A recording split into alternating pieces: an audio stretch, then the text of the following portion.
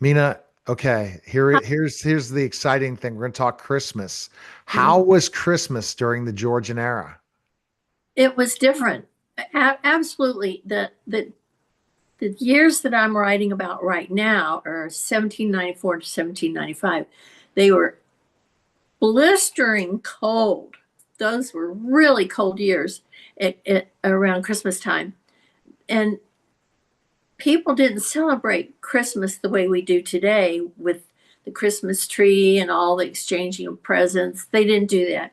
What they did was they would go out and they would get ivy and holly, and decorate the fireplace around the windows, so the house smelled really good, like pine. And then they would take um, mistletoe, and they would take wire or whatever they had, and they'd make a ball and then put the holly down into it. So, and they would hang it over all the door thresholds. And of course, the tradition is still the same. If you're standing under mistletoe, you kiss. So that never changes. But Right. for many many centuries, it was a tradition that we keep today, which is kind of interesting. But the big thing was people getting together, family and friends, and sitting down and having a festive meal. And that, for poor people, that might be scraping together to buy Christmas goose. Ugh.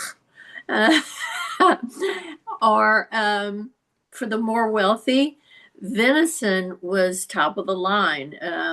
The back straps on a venison, that was the big deal. And then they would have or any kind of bird, uh, meat of any kind. But it was mostly about getting together and having a big meal and then celebrating with family and friends. If they did give anything, which was very rare, but if they did, they gave things that somebody might need. Like, I need a pair of gloves, so they might give me a pair of gloves or something like that. But it wasn't like it at all like it is today. Okay. And why? So the gifting didn't happen in the Georgian era, it sounds like. No, it did not. That didn't happen until later in the Victorian era, and the Christmas tree as well. Really? So there was no Christmas trees in the Georgian era. None. What about Santa Claus? No. It was but it was colorful. Were there green and red at that time? Yeah, yeah. Uh-huh. And like I said, they would bring in all kinds of greenery in the house, holly, yew, ivy, pine. So Oh, the house, wow. inside of the house, just smelled wonderful. And then they would light candles, have candles in the windows. So it was, yeah. And then the house would burn down. That's terrible. No, but um, it was it was a celebration, but it was different, completely different than how we visualize it today. Yeah, it sounds like it. Yeah. And that's the process you go through. Do you think what do you think the biggest thing that people in the Georgian era enjoyed about Christmas? The camaraderie. People people got together and they played games and they played cards and they talked. Uh, we don't today. Our celebration is getting together and everybody watching TV, watching a football game, or trying to get your kids' attention because they're buried in a phone. And you might even be buried in a phone that on Christmas Day, but they didn't do that. They didn't have any of that stuff. So they found ways to engage each other. They would play charades. They would play blind man's bluff. Oh, they had another thing that they played, and I can't remember the name of it, but they take a big bowl and fill it full of brandy, put raisins down at the bottom of it, and then light it. And so it's on fire, right? And Right. the game was to put your hand down in there and pluck a raisin out without burning your hand off. Does sound like fun? We don't play that anymore. Blind Man's Bluff, they played that. And they played whist. And whist is closely aligned with bridge. It took 4 people to play. Right. And then they played 21, and that's 21 blackjack. They played that. And then they played some gambling games. But and the house could be full of people. If you had your family and I had my family and our children and their, then the house was full of people. People that might not have children, or people that whose families had moved away or were living in Scotland. And then the older generation, people whose mates had passed away, or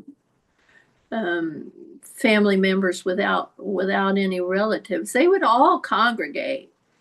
It was a big deal. Talking was a big deal. The talking was a big deal. And what other forms of Christmas do you think we remember traditionally from the people in the Georgian era? I think just the celebration and goodwill. They exchanged cards, things like that. Of course, we're getting away from that because of the internet, but it is a little exciting every once in a while to get a traditional Christmas card, don't you think? Yeah. It's So not, they did cards. yeah, yeah, What do you think a card looked like in the Georgian era at that time? very rudimentary. The printing presses were in full swing then.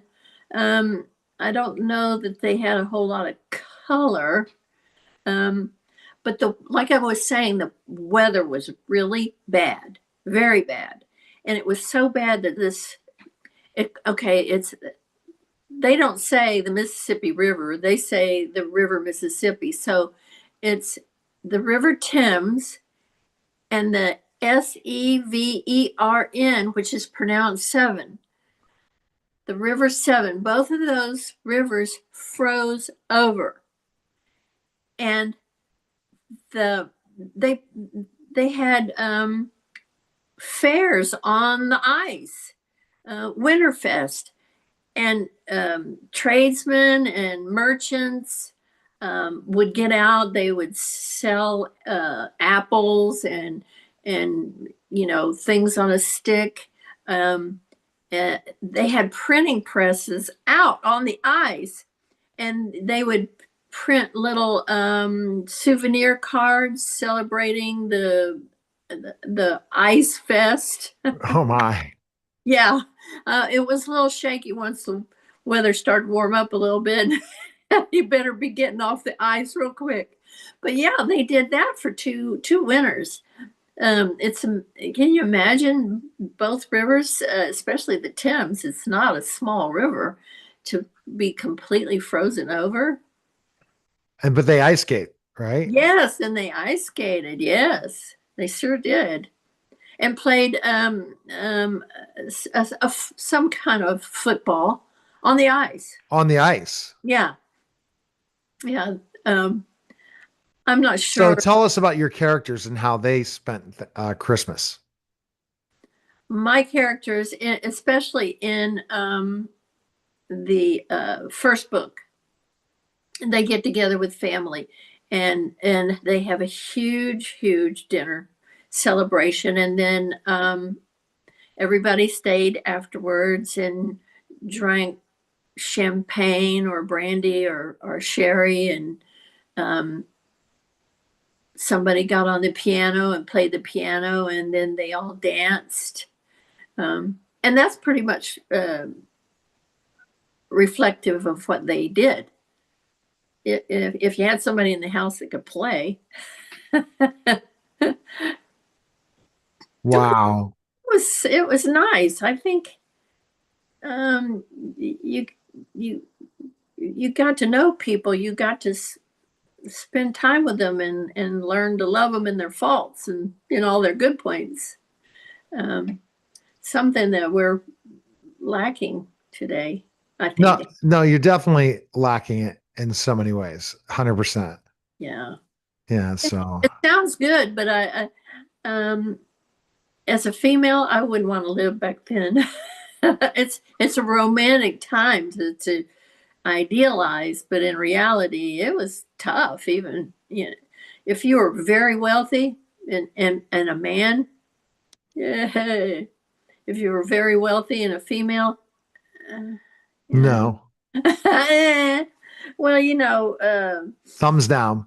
yeah, having periods and going through menopause and having babies, women didn't fare too well having in childbirth. You wouldn't know it because a lot of the families were very large, but women died. It was not uncommon when you read these romance novels, historical romance novels, and the man is a widower with small children. And you think, oh God, well, it was pretty prevalent. Not at all unusual for a man to be looking for another wife to raise his kids. Yeah. I mean, totally. And so I guess that the Georgian era, what would you want to live in the Georgian era? What things would you want if you could choose to live there now? I Would think you? I'd love to go to the balls. I think the galas and the masquerade balls sound like a lot of fun. Um, the way they dressed was kind of neat. I wouldn't want to do it every day, but for a gala or something, it'd be really nice to do that. And then to be able to get with a big group of friends and family and sit around and drink and laugh and tell stories and play the piano and watch your mother and father dance. It would be fun. All right. So the best place to go is minavalentine.com. Purchase books for Mina today. Appreciate it, Mina. Thank you.